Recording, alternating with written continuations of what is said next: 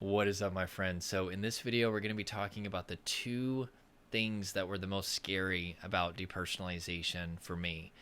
And the reason why I'm doing this video is I really want to encourage you, and maybe you'll identify with some of my descriptions. It's very hard to describe depersonalization, but maybe this will encourage you, because I know whenever I was going through depersonalization, I didn't know what was going on, and just figuring out what I was experiencing and realizing that I wasn't alone, I was like, oh, thank God. Oh, it sucks, but at least I'm not alone. Before we get into that, smash the like button, subscribe, join the Fearless family.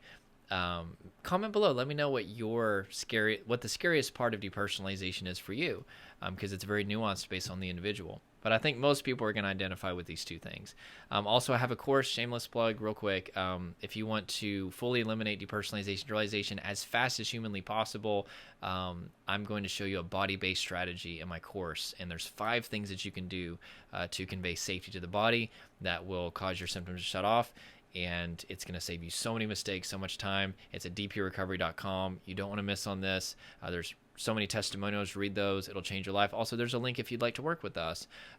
We'd be happy to hold your hand through this process. We only work with a limited amount of people per month. We have to make sure that we can help you in your situation, but there is a link to apply for that as well. Okay, now that we got all that out of the way, the first thing that was the most scariest for me, is that proper grammar? I don't even know. It's been a long day. Was just the feeling of being out of my body.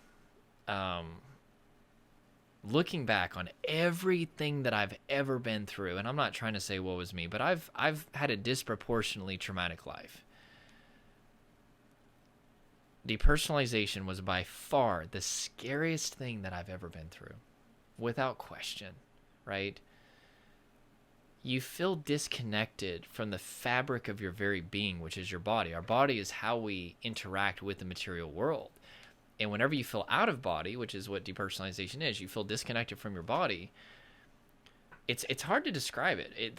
There's literally almost no words. So I'm going to probably just be grasping for words here. But it's just pure hell.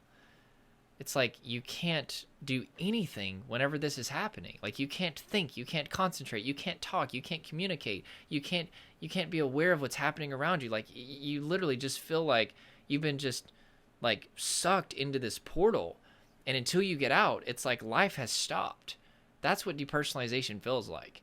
And what's even more frustrating, and you'll know this if you're going through this right now, and I'm so sorry if you're going through this, by the way. I assume you probably are if you're watching this video. Maybe you've already recovered it. You're just supporting me, which thank you, by the way. Make sure to watch this video all the way through if you do want to support me. That'll help this rank. And also like it and share it and all that stuff. But anyway, basically, nobody knows what you're going through except you. Like, from the outside, everything appears to be normal. And that's why it's so frustrating whenever you experience depersonalization, because it's like on the inside you just feel this hell, and you're like, oh my God, like I literally feel like I'm not even in my body right now. But then your friends and family will look at you and be like, you seem fine to me. I don't know if they would talk like that. I'm just trying to add some humor because it's a very tense topic. But here in the South, we all talk like that, except for me, and that's why everybody doesn't think I'm from around here. I go to get gas and get my oil change, and they're like, where are you from? You can't be from around here. I'm like, yep, I just don't talk like that no more. I fixed it. Anyway, so nobody knows what you're going through except for you. And it's like and then it's almost impossible to describe whether you're experiencing derealization, which I'm mainly talking about DP in this video, but this equally applies to derealization. You feel like everything's dreamlike and fake, and you can't really find the words to explain it. And if somebody's never been through it, they're just staring at you like deer in the headlights look, like, oh, okay. So you don't feel in your body. Okay. Or derealization. So you're saying everything just feels like a dream, like you don't feel real. Okay, well, I'm sorry to if you haven't experienced this, you just don't know what it's like, and it's frustrating. And it's like people assume that because everything appears to be calm on the outside, that it means that it's calm on the inside, and it's opposite. It's hell on the inside. You just feel completely detached from your very being. So anyway, but just like I felt like I was like my body was like a suit. I felt like my body was a suit that was like suspended in thin air, and I was outside of it. That's the only way to describe it. And I couldn't get back into my body. Like I just didn't know how. I finally figured it out, and that's what I teach in the S5 method. But God bless, everything that I was doing was just bad. Like all the stuff out there to this day, it's terrible. There's just not enough education about these symptoms. I was being told to breathe into a paper bag, so I got a paper bag, and I would go, and I felt so embarrassed, by the way. And you can laugh at me if you want. It was a little kind of funny. Like I basically got away from everybody. Like I made sure nobody saw me breathing through a paper bag, and I even hugged a tree. I don't know if I've said this in a video. I literally I was like looking up grounding techniques, right? Like it's not funny. It's like serious. But you ever just had something that's so freaking terrible that you just can't help but laugh? Like I hugged a damn tree. And I thought that was going to make me feel better. And it actually did. It actually did make me feel a little better. It was like a whole article on it. It was like tree hugging techniques. And it was like, grab the tree firmly and be one with the tree. Be one with visualize the roots. They go strong into the earth. And I actually was like, I look like a complete moron. I'll never forget like which tree I hugged actually. And I have access to this tree to this day. And, yeah, it was very embarrassing. But I think, how old was I? I was like 19 or something. I was like, this is where my life is going. Everybody else is going to college. I'm hugging freaking trees. So let's do this. Leroy Jenkins. If you guys play World of Warcraft, you understood that. If not, that's okay. But anyway, hugged a tree. Basically breathe through brown paper bags, tried acceptance, just accept your symptoms. That actually did help for a little while. It helped me get over panic attacks, and it even got DPDR to shut off. But DPDR still happened periodically for just a few seconds at a time, even though I would accept everything in, accept. At first, I thought it was my savior, and I was like preaching the gospel of acceptance. But then, after several years, the stress built up to where acceptance didn't work. And then I found distraction, and then distraction was the answer. And I found all these testimonials. Hey, distraction cured me. And I was like, okay, distraction is the answer. And I tried distraction, and that actually only made me feel worse. And it didn't work. And so I tried all these different techniques, and finally I just threw everything together. And I just so happened to land on something that actually did work for me, which is starting to relax my muscles, as well as putting my attention on life and not obsessing over the symptoms. Those are two big things that help. I also did some things to induce the tremor response in the body to get some energy out. And I also started to do things like progressive muscle relaxation, a few other things that really helped me calm the body. But anyway, and also had some emotion that needed to process. There was a lot of things in my body that I had to start addressing. But basically, the experience of being out of my body was by far the most terrifying thing that I've ever experienced in my life. That was literally the number one most scariest thing about depersonalization. I would constantly check my hands and my arms, because whenever I finally would get some breaks from the symptoms, I would be absolutely terrified that the symptoms were going to come back. So I basically felt like I needed to check, okay, am I connected?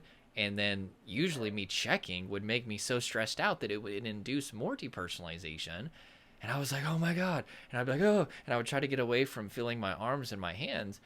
And, but basically, yeah, just feeling like disconnected from my head. Sometimes it would be more centralized in my head, where I would feel disconnected, like I wasn't in my head. I would feel numb, and I would bite my tongue sometimes just because I wanted to feel something. Depersonalization really does make you feel pretty numb.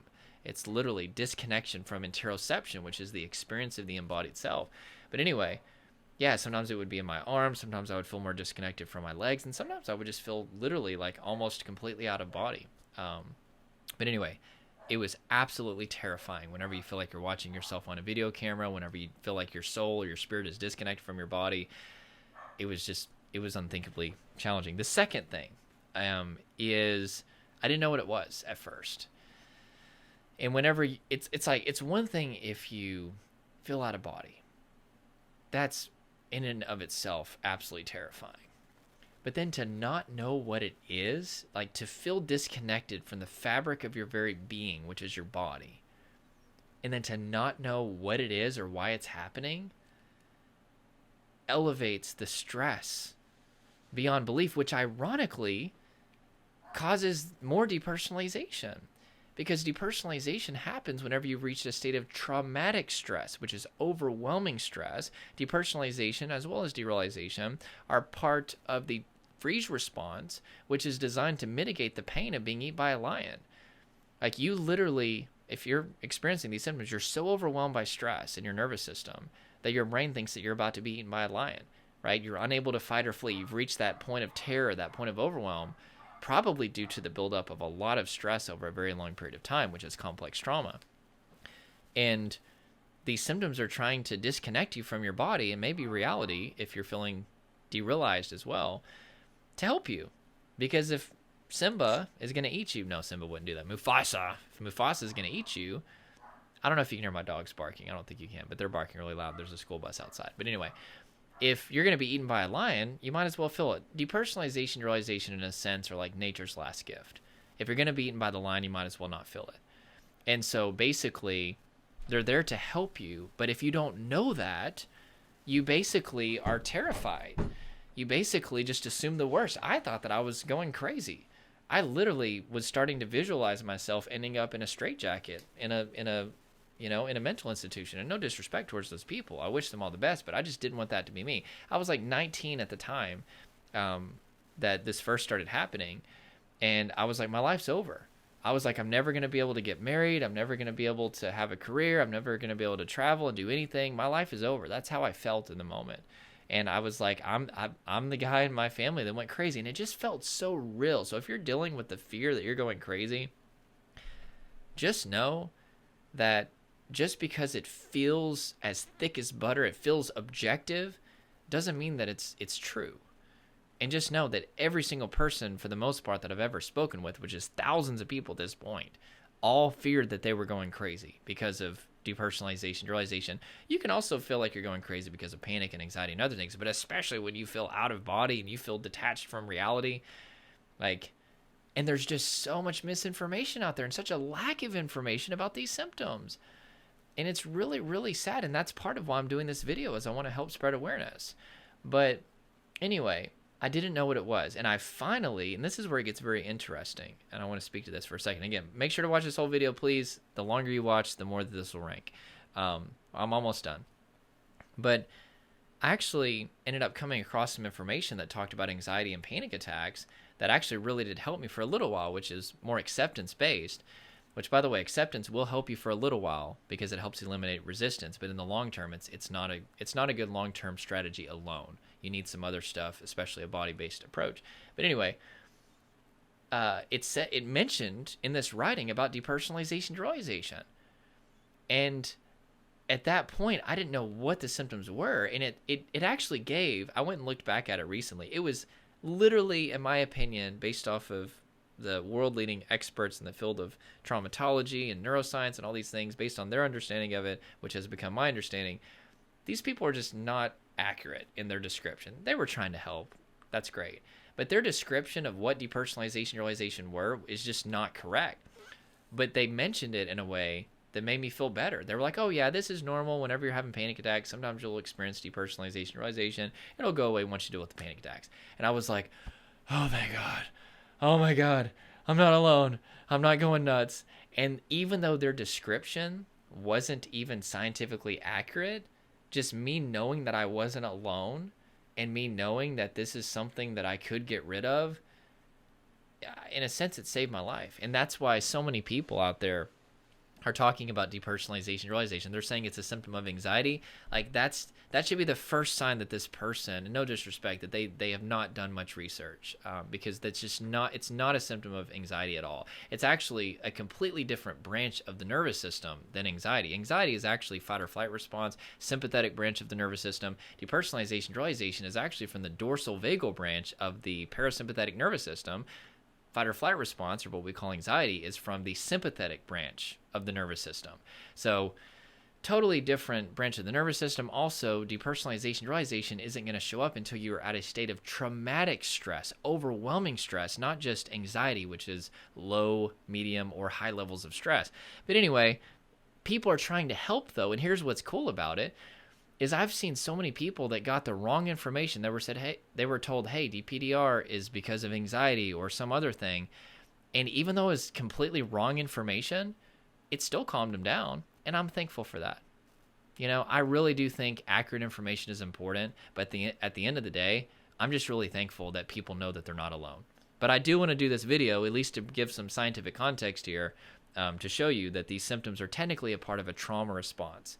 And you have a lot of misunderstanding about trauma, just like I did. So you're thinking trauma is an event, and a very specific type of event like car accident, loss of a loved one, all this. Trauma is a state of overwhelming stress, and it can happen due to unlimited amount of reasons. And a lot of people experience what's called complex trauma, which is not one big bad event. It's actually the slow buildup of stress and adversity over a very long period of time, which is what happened to me. And that's one reason why once you get to that state, it doesn't just shut off within a month, which is typically how long it takes for people to get over a major trauma, which is that single event-based trauma, is because you've got a lot of buildup in the body. You've got a ton of sensory triggers because for a lot of you, you've had repeated